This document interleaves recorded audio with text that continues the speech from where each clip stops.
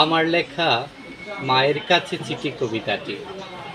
মা, আমি আজ অনেক দূরে, এসেছি সবাইকে ছেড়ে।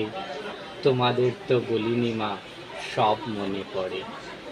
মনে পড়ে সেই খেলার মাঠ, বাড়ির পাশে আঙ্গিনায়। খেলা করতাম সবাই মিলে, বাড়ি ফিরতাম সন্ধ্যায়। আমার খেলার ঘর ভেঙেছিল বৈশাখী এক ঝড়ে। মা, সব মনে পড়ে।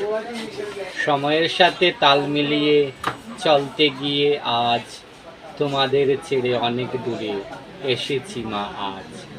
এখন আর হাঁটি না মা, তোমার আঁচল ধরে।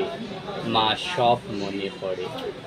লেবু বেল কমলা নেবু, বাতাবি নেবুর স্বাদ এইখানে আর পাই না মাগো, খেতেও তামুল মাছ।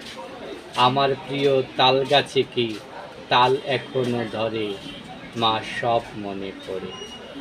বৈশাখেতে বৃষ্টি ভেজা, জ্যৈষ্ঠে পাকা আম, সাথে ছিল পাকা কাঁঠাল আর কালো জাম। সবার বাড়ি খই মুড়ি, খেতাম উদর ভরে। মা, সব মনে পড়ে।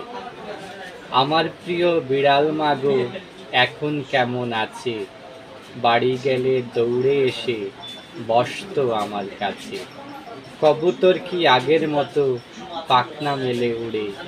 মা, সব মনে পড়ে। তুমি কেমন আছো মা, আমার প্রিয় বন্ধুরা সব আমার প্রিয় গা।